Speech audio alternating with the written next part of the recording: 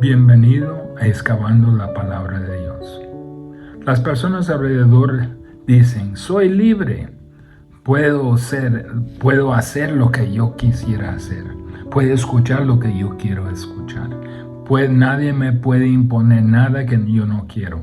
No hay absolutos en el mundo, no hay restricciones morales. ¿Pero son libres? Mire lo que de Gálatas tiene que decir sobre aquella libertad.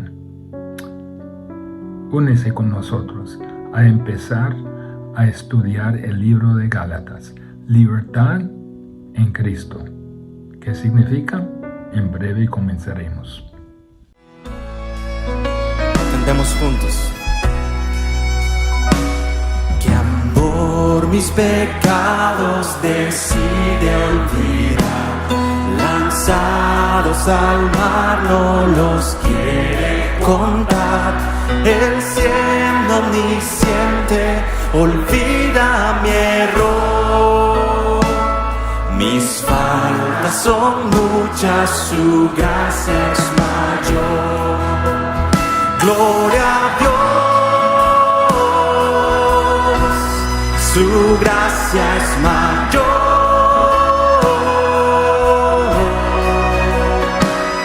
Sus misericordias hoy nuevas son, mis faltas son muchas, su gracia es mayor. Paciente me aguarda en mi desviar, un Padre que tierno me llama al hogar. Recibe al débil y vil pecador. Mis faltas son muchas, su gracia es mayor. Gloria a Dios, su gracia es mayor.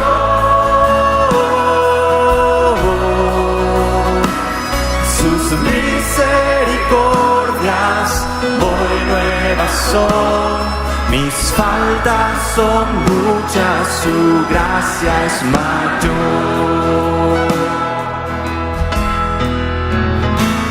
Qué grandes riquezas Él nos otorgó, su sangre fue el pago, su vida entregó, pagó esa deuda y la canceló.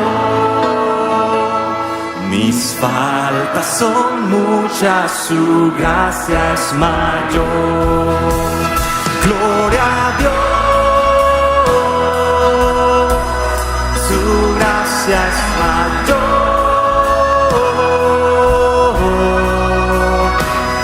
Sus misericordias hoy nuevas son, mis faltas son muchas, su gracia es mayor. Gloria a Dios,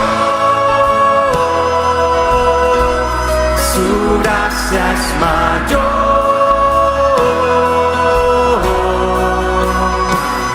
Sus misericordias hoy nuevas son, mis faltas son muchas, su gracia es mayor. Una vez más. Gloria a Dios, su gracia es mayor.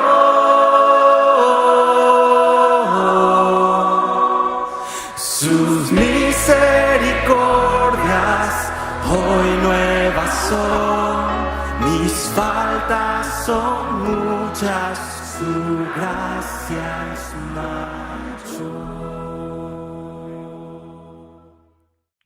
Nunca ha habido una comprensión tan confusa de la libertad como la que existe hoy.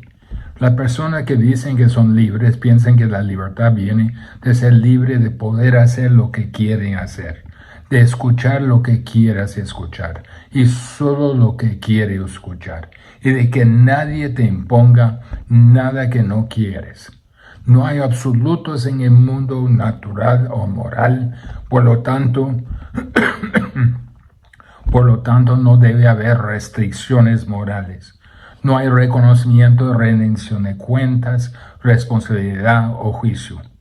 Y así escuchamos que la gente exige libertad para decir lo que quiere, libertad para pensar lo que quiera, libertad para hacer lo que quiera, libertad para disentir, libertad de autoridad, libertad de la ética que se les impone, libertad, libertad, libertad.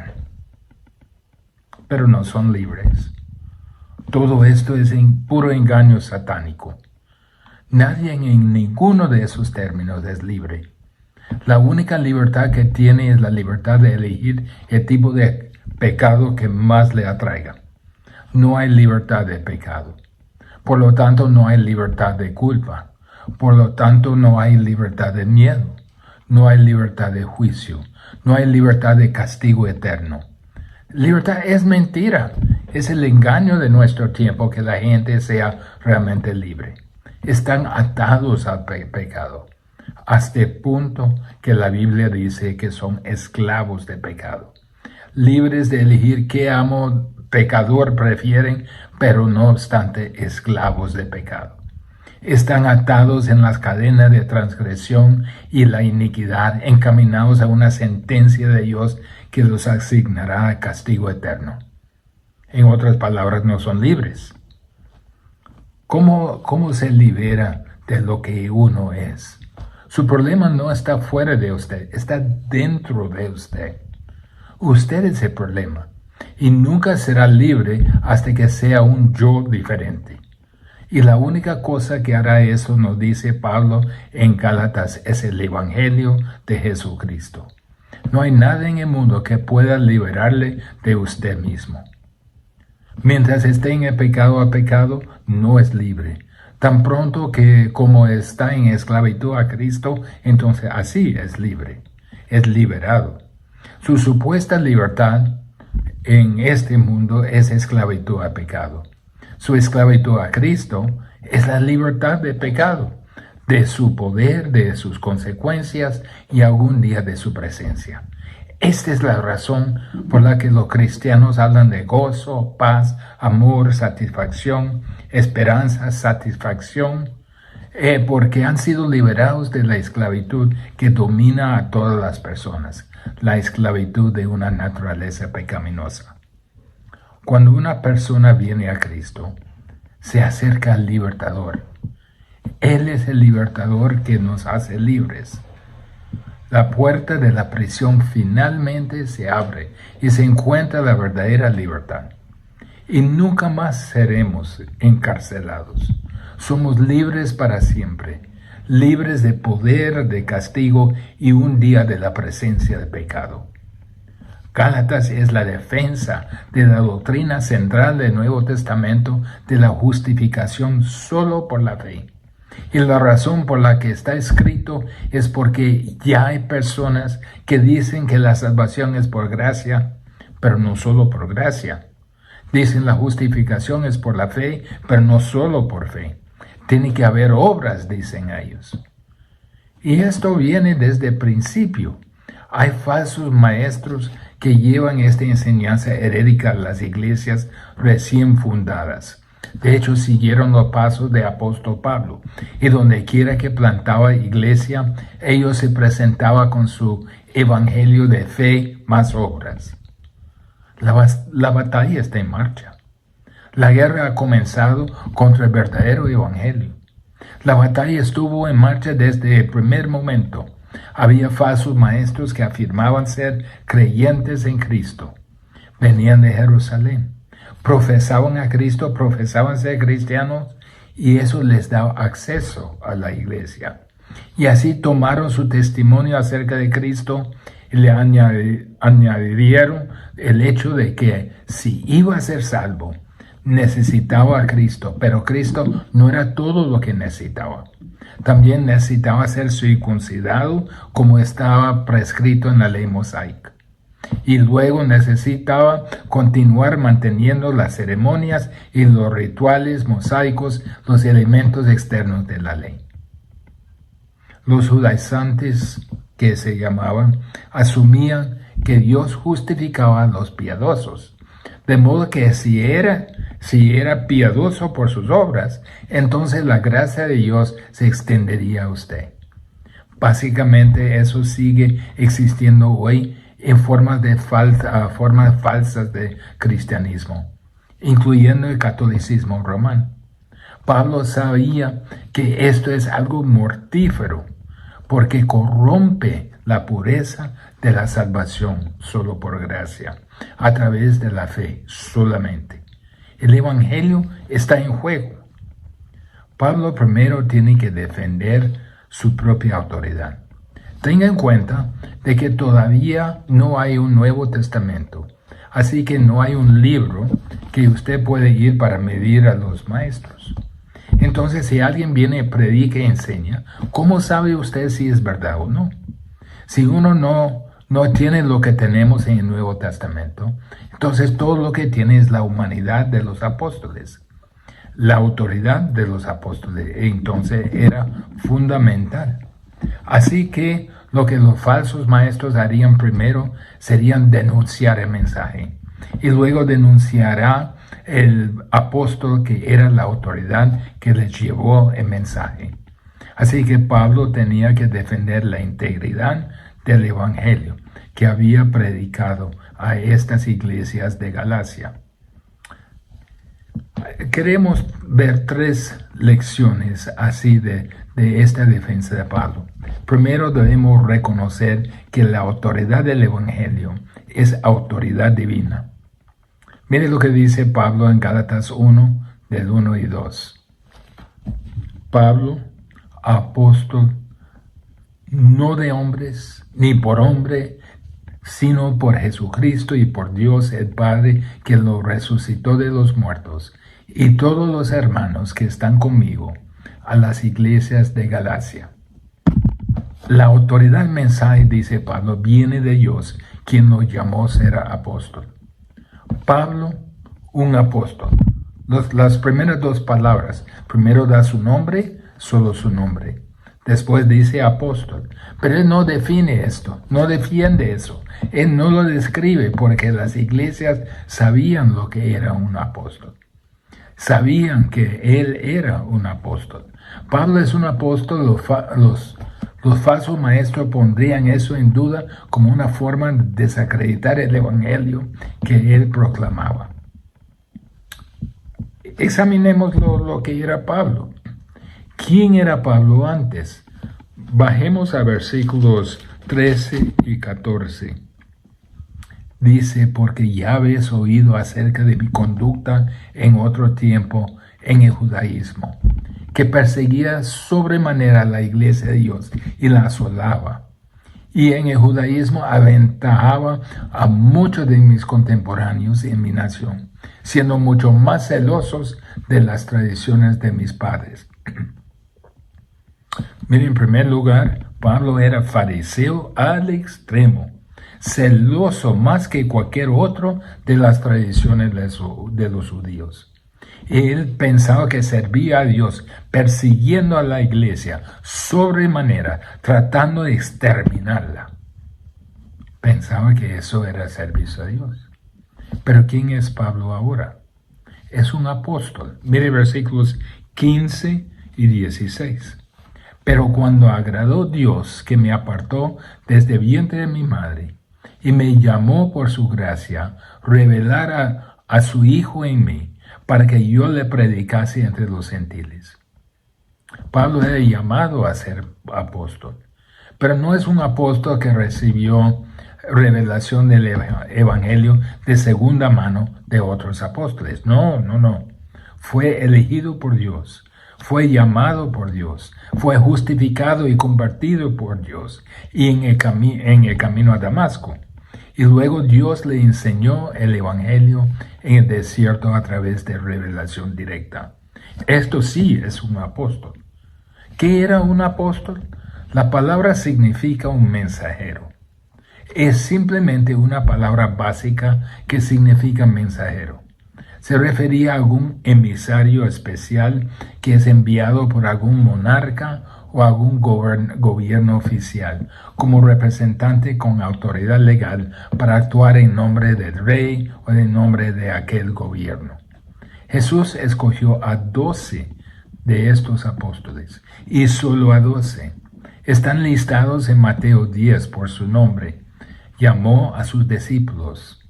Dice, y en Lucas 6:13 dice, y escogió de ellos a 12 y los llamó apóstoles. Estos 12 apóstoles funcionaban con autoridad delegada por el Señor. Y luego se agregó un apóstol más, el apóstol Pablo. No es en ningún sentido menos que el resto de los apóstoles, ni en comisión, ni en autoridad, ni en revelación. No existe tal cosa como la sucesión apostólica. Solo hubo 12 apóstoles elegidos personalmente por Jesucristo, que tuvieron que verlo vivo después de su resurrección. Estos apóstoles son el fundamento de la iglesia. ¿Qué hacían los apóstoles? Mire lo que dice, vamos a 1 de Juan 1, del 1 a 3. Lo que era desde el principio, lo que hemos oído, lo que hemos visto con nuestros ojos, lo que hemos contemplado, y palparon nuestras manos tocante a verbo de vida, pues la vida fue manifestada y la hemos visto, y testificamos y anunciamos la vida eterna, la cual estaba con el Padre y se nos manifestó. Lo que hemos visto y oído, eso os anunciamos. Anunciaron no solo lo que experimentaron con Jesús, sino también todo lo que Él se les reveló. Uno pensaría hoy, si escucha el movimiento carismático, que había cientos de apóstoles corriendo por todo el mundo, sino miles de apóstoles. La gente toma el título de apóstol, pero solo eran 12. Tal vez sean mensajeros en ese sentido, pero tomar esa palabra es confundir la singularidad del llamado apostólico de nuestro Señor, que le dio a solo 13 hombres, a través de los cuales Él y sus compañeros escribieron el Nuevo Testamento. Ellos habrían entendido esto en Galacia, porque Pablo se lo habría hecho saber a ellos. Pablo no tenía que defenderlo, solo decir, soy un apóstol, mi apostolado no viene de los hombres, ni por medio de los hombres, sino por medio de Jesucristo y Dios el Padre, que lo levantó de entre los muertos. Eso quiere decir que la autoridad del mensaje no solo vino a través del llamado de Dios, pero también viene de la comisión que Jesús le dio personalmente al apóstol Pablo. Versículo 1b de Gálatas. Dice, no de hombres, ni por hombre, sino por Jesucristo y por Dios el Padre, que lo resucitó de los muertos. Obviamente los falsos maestros decían, Él no tiene autoridad, no es legítimo, no crean su mensaje, porque Él no es un verdadero apóstol. Pero el apóstol Pablo se acredita por el hecho de que fue elegido, no de entre los hombres, ni por los hombres, sino por Dios, por medio de Cristo.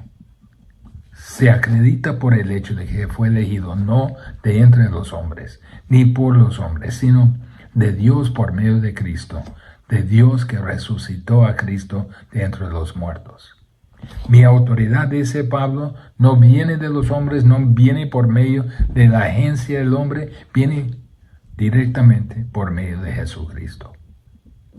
Bueno, la pregunta resalta entre los falsos maestros, ¿es válido Jesucristo? ¿Es Jesucristo el verdadero representante de Dios? ¿Puede Jesucristo, tiene la autoridad, tiene el poder de nombrar apóstoles?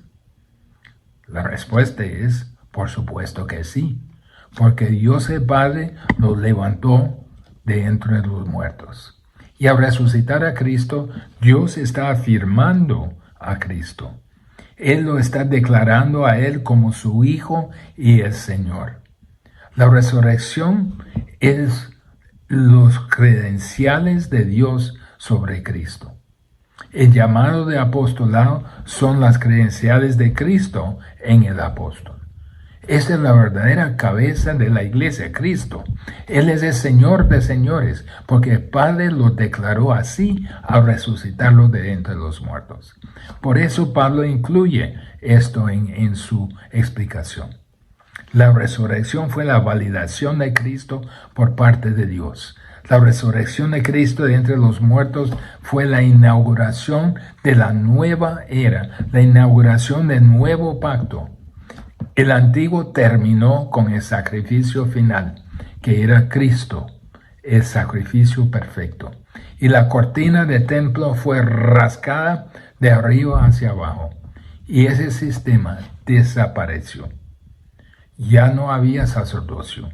No hubo más sacrificios. Todos los rituales mosaicos habían desaparecido. No más sábados, no más días festivos, no más días santos. Todo se acabó.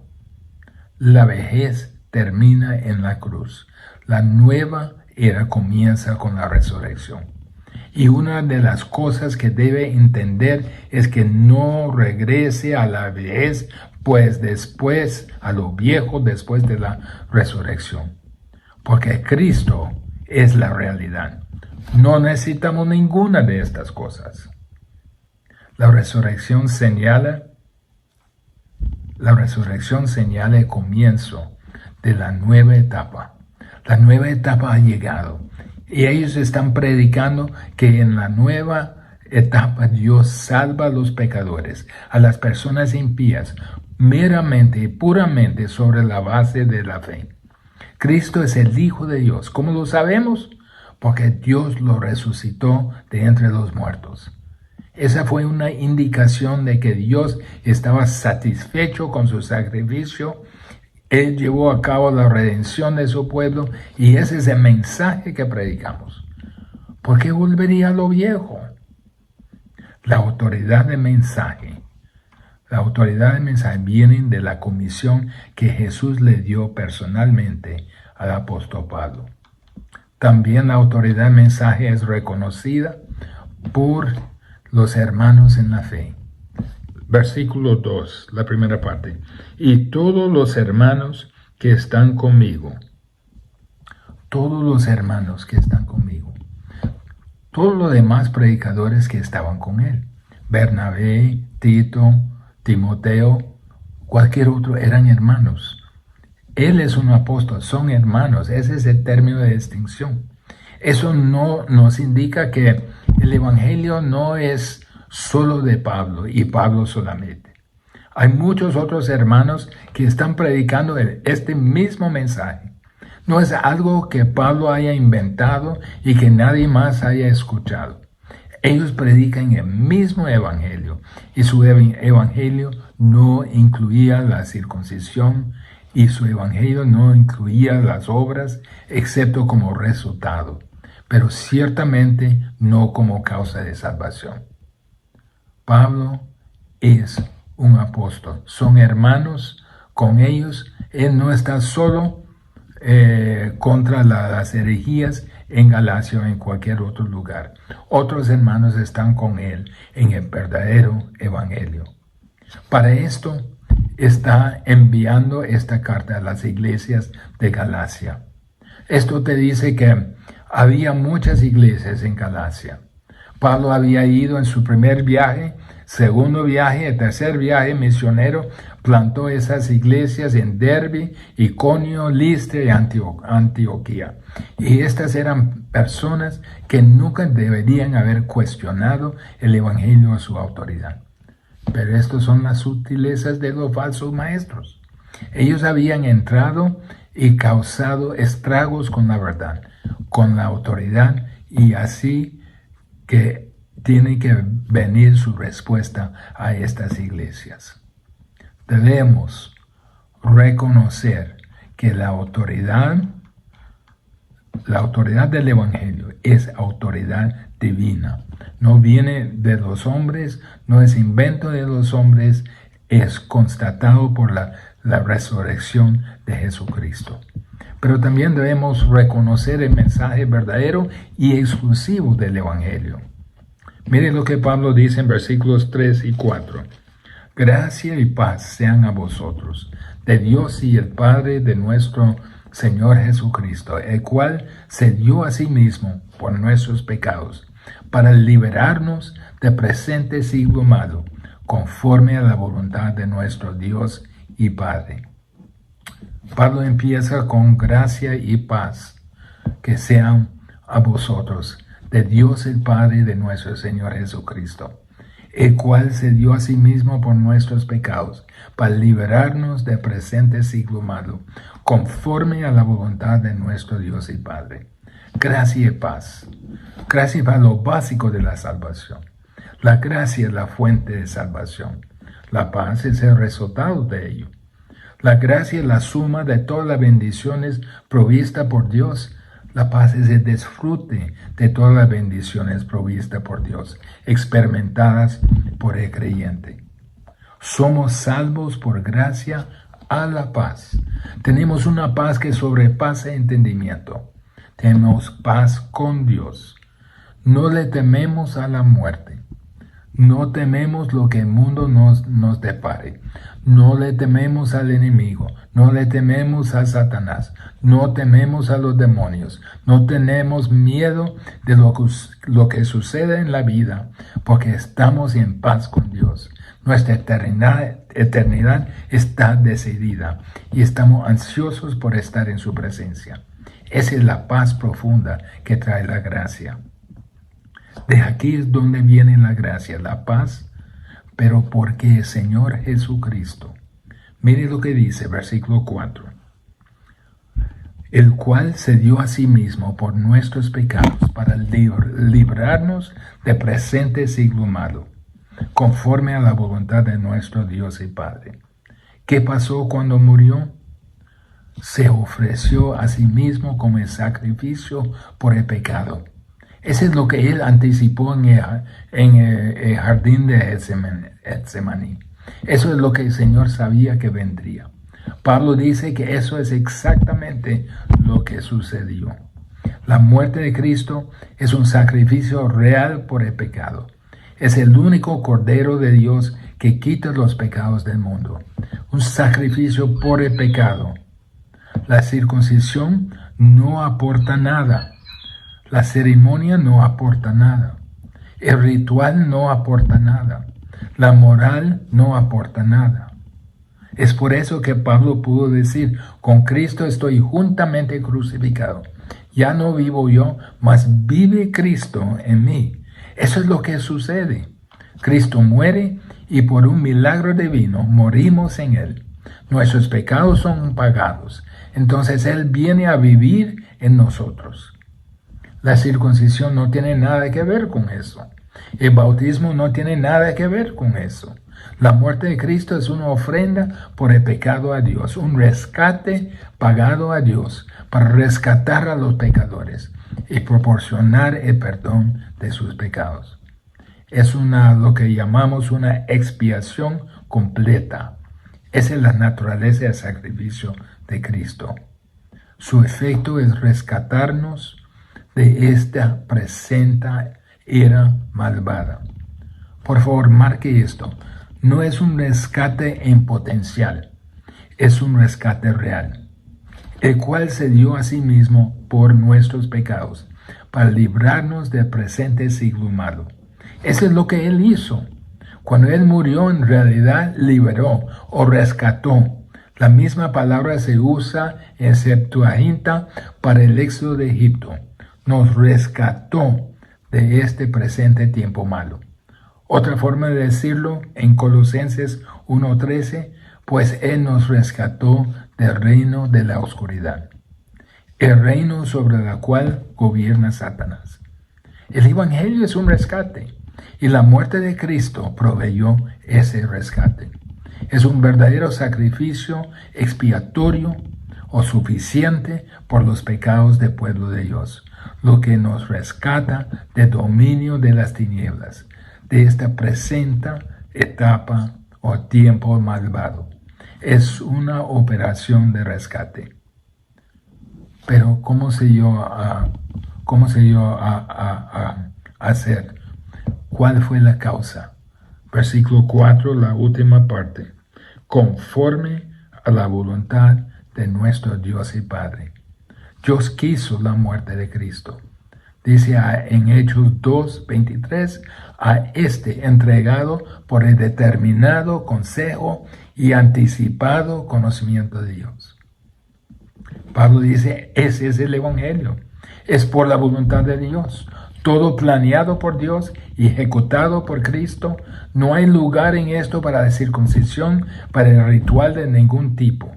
El mensaje es, de nuevo, el Evangelio claro, singular, exclusivo. A través de la muerte de Cristo, el pueblo de Dios es rescatado de este presente tiempo malvado, que por supuesto está llegando a un final horrible. Esto de acuerdo a la voluntad de nuestro Dios y Padre.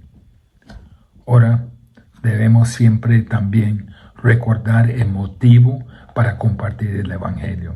Pablo tuvo ese mismo motivo y está destacado en versículo 5 de Gálatas 1. A quien sea la gloria por los siglos de los siglos. Amén. Todo esto para la gloria de Dios. Pon obras, pon cualquier acción física, cualquier logro, cualquier moralidad, cualquier ritual, cualquier ceremonia, cualquier sacramento, y Dios no se lleva toda la gloria. Toda la gloria le pertenece a Él. Es su obra y solo suya. 1 Corintios 1, 29 a 31 destaca lo mismo. A fin de que nadie se jacte en su presencia, mas por Él estáis vosotros en Cristo Jesús, el cual nos ha sido hecho por Dios sabiduría, justificación, santificación y redención, para que, como está escrito, el que se gloría, gloríese en el Señor. Esa es la cuestión que está en juego. A Él sea la gloria por los siglos de los siglos. Amén. Y esto se repite a lo largo de las cartas de Pablo. Lo dice en Efesios, lo dice en Filipenses, lo dice en 2 Timoteo, lo dice aquí. Al insistir en las obras humanas, al insistir en la circuncisión y en el esfuerzo humano de cualquier tipo, estaba degradando lo que Dios había hecho en Cristo. Estaba incompleto, está diciendo. Pero al denunciar esto, Pablo está señalando la absoluta y total suficiencia de Cristo, su obra perfecta, y por lo tanto magnificando a Dios y dándole toda la gloria. Qué rica bendición nos llega de este pasaje. Notaron que en cada etapa de lo que Pablo ha dicho, el Padre y el Hijo están juntos. El pecado de Jesús fue tanto un acto el sacrificio por el pecado de Jesús fue tanto un acto de autosacrificio como un acto de la voluntad de Dios el Padre. La autoridad de Pablo como apóstol era a través de Dios y el Padre Dios el Padre y Jesucristo. La gracia y la paz que recibimos son de Dios Padre y de nuestro Señor Jesucristo. Juntos lo planearon, juntos lo proporcionaron, juntos lo anunciaron, juntos lo otorgaron. Es por eso que nuestro Señor dice en Juan 5:23, el que no honra al Hijo, no honra al Padre que le envió. Pablo dice, no manipules el Evangelio. Ese es el clamor del corazón de Pablo. Nosotros somos libres en Cristo. No acepten ninguna manipulación del Evangelio. Dale gracias a Dios, porque Él y solo Él nos puede dar la salvación que está en Cristo, conseguido por Cristo y no por obras. Oremos. Padre, qué maravillosa verdad. Padre, esa maravillosa verdad es exclusiva y realmente excluye todo sistema de obras. Excluye los judaizantes, excluye el catolicismo romano, excluye cualquier otra secta que podemos, porque solo en Cristo, solo Cristo es nuestro Salvador, y solo Cristo nos puede salvar, porque no hay ningún otro nombre bajo el cielo en que podamos ser salvos. Gracias por ello, en nombre de Jesús. Amén.